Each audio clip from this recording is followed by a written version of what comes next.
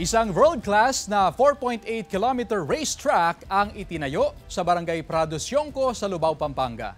Disenyo ito ng Tilke Engineers mula sa Germany, ang arkitektong nasa likod ng F1 circuit sa Jeddah, Saudi Arabia.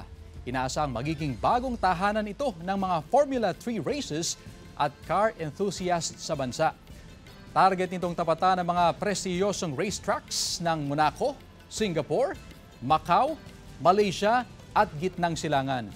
Sa loob ng isa't kalahating taon, inaasang matatapos ang konstruksyon at pagsapit ng finish line, ang Pampanga ay hindi lang makikipagkarera, kundi mangunguna na din sa larangan ng racetrack.